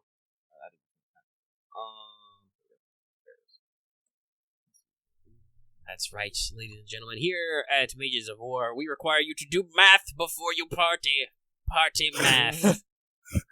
Party math, best kind of math. Okay, so we're gonna go party with 4 degrees of success. All right, it's a pretty good party. Yeah. The beer is distributed. This was obviously you commercially bought it, so it's not coming out of anybody's ration. Everybody has a good time on the first day. So let's see, how long is the session going? Almost 2 hours. So I got a point I want to round out on this. Okay. Honestly, again, we didn't do much, but at the same No, time, well, I got one more thing we probably need to have a meeting of the minds about. So. Oh, okay. I figured out a good point, and I had some preliminary details. So, after a couple days of observations, unless you want to, I don't think you have to roll anything to guarantee that your training is working, just it will happen. But if you wanted to roll something to emphasize, okay, I need you guys to practice this sort of tactic, or that sort of formation or something, now's as good a time as any to get it out of the way. But if you don't have anything specific besides just, hey, can you assholes work together? That's you're spending extra time, so I'm going to let you take 20 on this and just assume everybody knows how to get along and work together after this. Yeah. So they probably develop a system of hand signs and shorthand and stuff. Okay. Because, hey, guess what? Planes are pretty fucking disposable at this time period. They don't have, radios or shit in there. So, they have signaling lamps or stuff so they can signal to each other. Your guys know how to do that already. So... Alright, well, as I said, I definitely want to have my guys practice, landing on the fucking wings and shit, or whatever they want. Yep. The other things to practice, like I say, bombing's fine, get used to the plane's fine. I'm pretty sure they know how to fly a fucking escort already on something. Yeah, let's see. You're technically an aerial unit now, so yes, that's your basic training. Yeah. Is flying assault and flying insertion. Yeah. So, I said there's no point in giving the heavy bombers telling them all right, evade good. No, you're not gonna evade. I'm sorry. This is why we made you fucking fast and bullet resistance. We'll definitely do some stress testing of the new engine's limits. That's probably how you figure out your rough high speed now, because obviously This is no longer factory standard. Nope. And I said, we'll do some. I don't know. I don't know if flying repairs is actually in the recoveries as one of the most. So I'll probably have them work on that too. In-flight repairs, probably not. But yeah, that's still technically flying and repairing is what they're supposed to do. So you can probably have them practice Well, I'll have them practice because again, this isn't stock standard equipment now. Right. So the basic effect and I'll would also be make sure that my fucking flying rifles are definitely prepares to fucking deal with some goddamn flying foxes. Yeah, all right. But I think that's it. All right, those are your pretty good training details. So they figure that all out. The flying rifles, that's pretty standard for them. They're used to flying escort and ground attack. That's their role, assault. So that basically they can do fighting escort. The recovery unit is, like I said, they're used to the idea to recover people, and they make sure to advise all the crews and okay, if we have it, you see them doing evac drills, okay, your plane is going down, we will initiate contact with your aircraft. Here's what you do, sort of stuff, because they're used to those kind of drills, and they probably, if you give not right now because it's only been a couple of days by the time we get to your first recon reports. This training is going to be going on for quite a while. I'm just highlighting things. On the training regimen, you can certainly put in, okay, all right, air recovery and repair units, practice a mid-air repair. What do you do? One of these guys signals you over and is a bomb stuck. Oh, my landing gear won't deploy.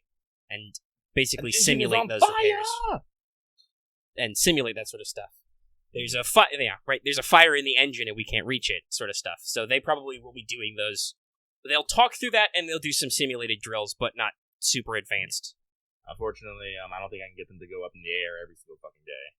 No, that's gonna be a lot of fuel. They need to save that to blow stuff up. So, first report comes back. You and Ulrich can assemble in your briefing room because I'm sure you want to. Your first handful of scouts come back. These are coordinated by your LT. Good old Falkenrath. So he comes back to you. He's got a couple of guys with him who come in. And so basically, this is, because it's the closest, they were able to fly there and settle up, and they posted up for a couple of days doing some observations. So he points out to you, distance to target is what we discussed earlier. It's about 800 kilometers from base. So, let's see, the average of your flight time with these guys is about 150 to 200 kilometers per hour. So you're looking at minimum 4 hours flight time. And basically he breaks it down to you. He's got the whole deal because you gave him some time. He's got recon photos are developed. He's got sketches. He's got notepads. He had his guys posted up in the middle of nowhere watching through field glasses and scopes for a couple days. They did a couple of high altitude passes just under the cloud cover, sort of stuff.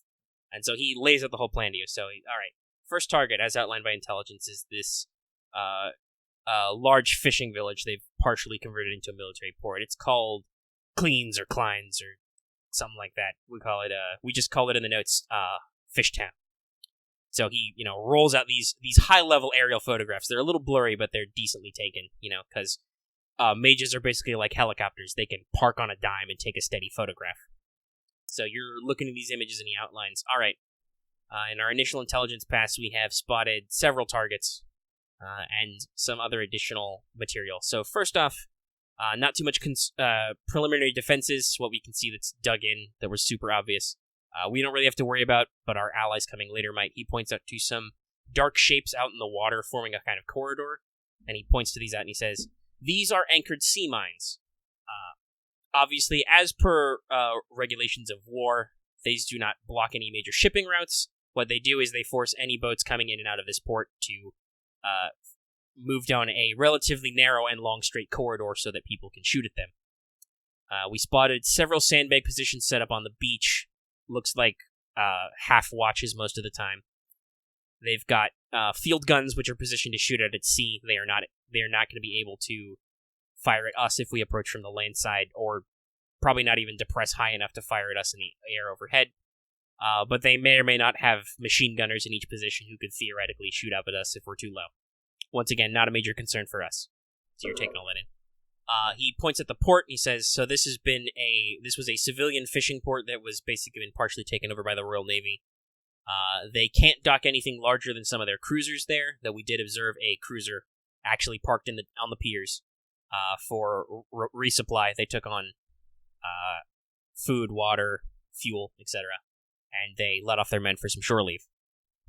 So, depending on when we strike exactly, they may or may not have a ship in port. You getting all this? Yeah. Okay. This is like when I said that during your speech, I said people nodded to break up the silence. Yeah. Wolfgang nods and looks over the photos. Okay, so here are the targets we are looking at that are military, assuming there's no boat in port. So, first off, over here, he points out a spot, kind of outside of town. And what you're looking at is not a heavily industrialized, but a decently sized town. A few hundred, probably a few thousand in population, maybe. Mostly like residential stuff in the outskirts. He points to what looks like basically an empty pasture towards the edge of the main road, kind of on the edge of town. He's like, this appears to be a staging area. During the time there, my men reported between 2 and 8 army trucks basically parked here so they can offload supplies. It's fenced off with trench wires so that civilians can't get in, but it's not really secure. But that's where they stage their trucks.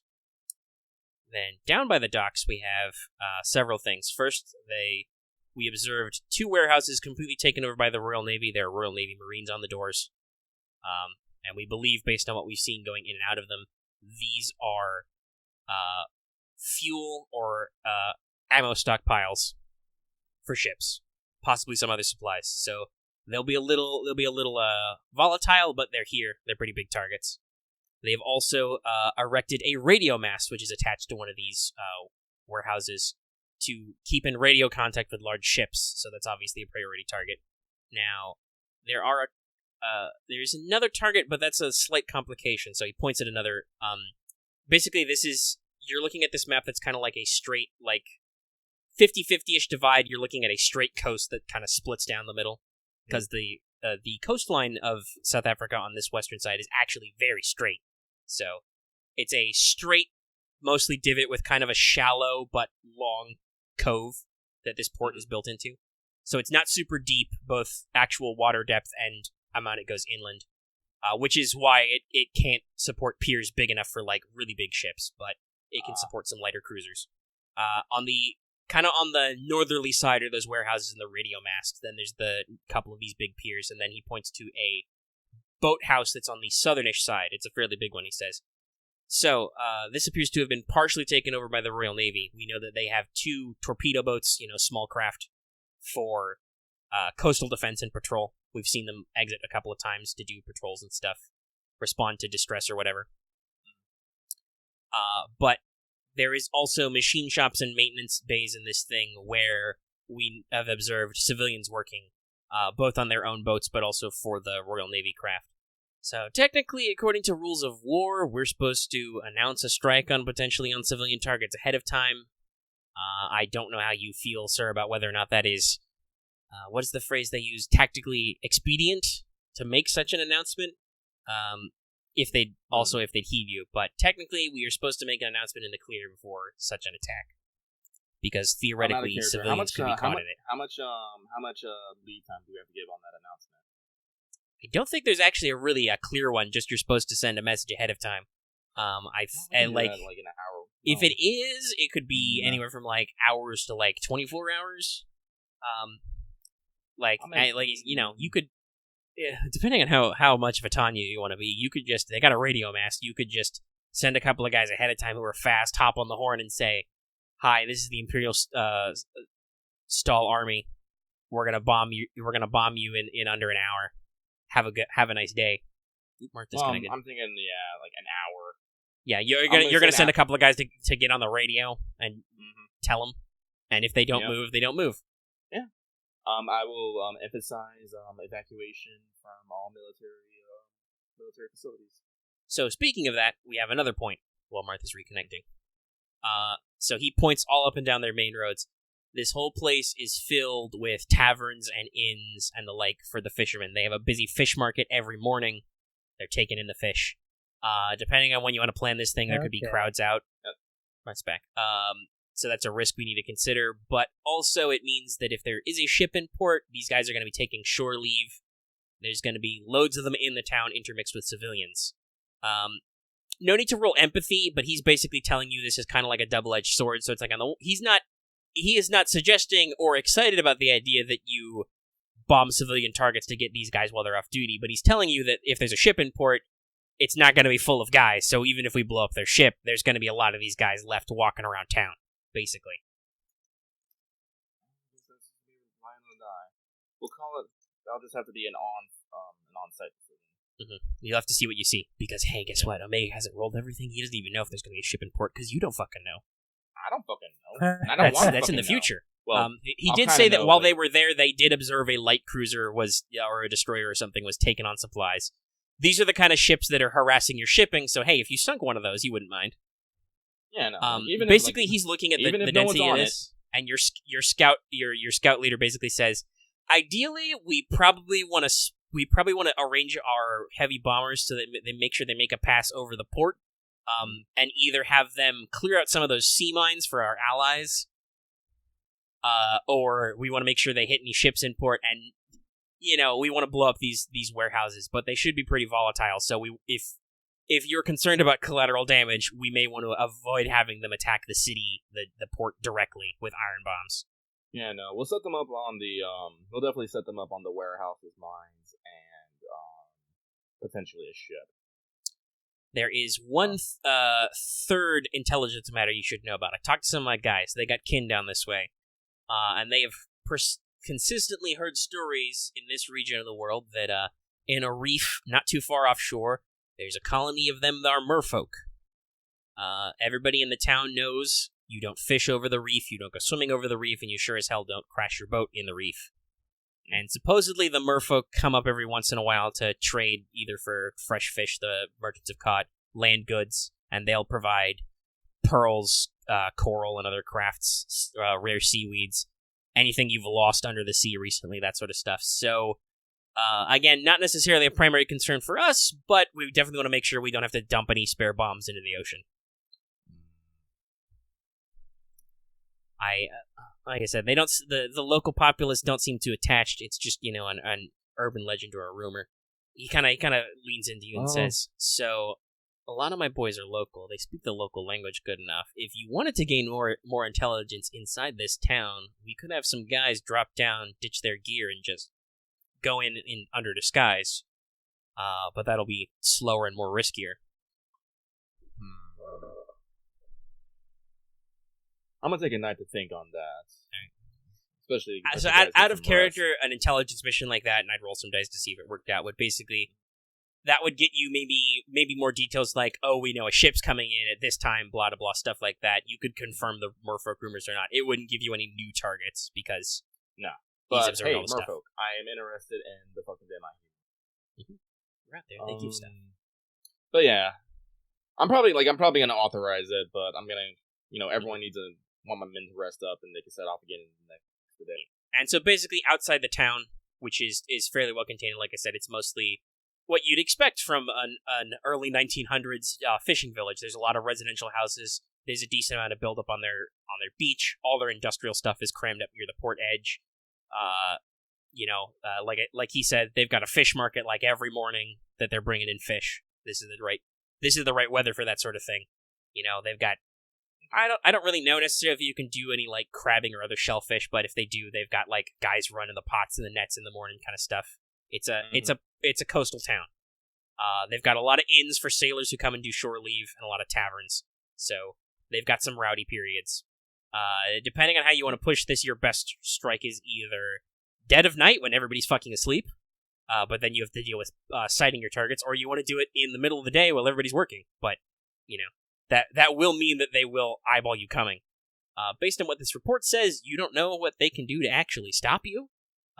Yeah, that's the thing. If you can get to that radio tower fast before they have a time to rustle anybody up. Basically, I should have said this earlier because I thought of a really cool line. Lieutenant Falconrathan says, we cruised all up and down the coast between here and the target. If we fly high and fast, there's nobody going to be able to see us. other than they don't have any like observation posts out there. It would just be if a naval vessel spotted us and radioed back. So you guys have a decent flight ceiling. You're up by the cloud layer. You guys could like I said fly high and fast, put on the gas, and then drop down for an attack. But if you don't take out that radio tower, they could call for distress. That means they could pull in boats to shoot at you. God forbid if there's an airstrip nearby, which there might be. You blew up an airbase, so they had to move some shit around. They could run up interceptors. You're gonna be in enemy territory for a decent chunk of this flight, probably about 50% of it, based on my guerrilla math. As I said, the radio tower is probably going to be a primary objective. We might actually send someone ahead to see if they can take it up beforehand. All right, in that case, if you want to do that on the ground intelligence mission, that's something they could do. Is they can walk right up to it and be like, "Hey, what's this you've got here? Never seen one of these before. I'm just a simple country boy. I don't know why the African gentlemen who would be speaking English sound like they're Southern. That's just how Omega does accent. We're in the South. We're in South Africa. Everybody can be Southern down here. But I said we'll do that. We'll do that. We won't blow the radio tower until after the announcement, just so we are clear. I suppose. Yeah, I mean, if you wanted to send a light scout team, depending on what they're carrying, you could have them go, "Hey, we're gonna shoot your shit now in about an hour. Oh, and by the way, we're gonna blow up your radio tower. Bye." Boom. Sure that. Just to show you're serious. Actually, I know how I'll spend this. I'll do it to make sure that they know that we are fucking serious. Right. Because the radio tower is 100% a legit military target. That is 100% military infrastructure of the enemy. I actually looked into this. There's like this is pre like civilian broadcast radio for the most part. Yeah, so we'll deliver our announcements. Say, hey, we're gonna blow up your shit. You better get the fuck out. And just to make sure you know that we're gonna blow some shit up, we're gonna blow up your communication. So you have no choice but to fucking run. All right, and then we'll see what happens. All right, sounds like a good plan. And you'll have to wait more for more guys because I only rolled up one mission's worth of stuff, but I already did one of them. So I'm like, I want to cover this and get this out there so you can think about it. Let's see. We're definitely over 2 hours. What are we at? We're just a little over 2. So this is probably a good point to wrap up the session. Yes. Okay. Let me see. Is there anything else session-wise I want to talk about? No, I think we'll cover stuff next time. And obviously, you're waiting the full time, so I will see about setting up maybe some of those other port missions beforehand, so you know what you're getting into. Other than that, we'll probably just be like, okay, lots of time went by. Are you guys going to buy anything? Are you going to make any rolls for anything going on, kind of stuff? And then we can we set the training schedule, so the NPCs are doing as NPCs do. Mm-hmm. Again, I do like to say that I do like the fact that we, being an officer, I do get to direct people around. It means I talk a fucking lot, but it's fun. Yeah. And also, I mean, like I said, that it's a perfect justification because you don't have to roll stuff for people to do stuff. You tell them to do stuff, they're supposed to do it. And unless I feel like there's some kind of complication with the nature of how they exercise it, no, you've got, like I said, like 2 or 3 weeks of training time that everybody will eventually get it done. Mm-hmm. All right, let's call that another 200 XP for the session. Oh, you guys did actually do some stuff. You rolled some dice. You built some things. And I'm not afraid of stuff ticking on. And that means 100 XP for companion, so Marth can get the thing for his guy with the deep pockets. I'm going to be trying to figure out which to get upgrade to WFR, which will. Alright, anyway. It's like past 10 today night here, so I'm going to let you guys go. Alright. We'll think about shit. Yeah.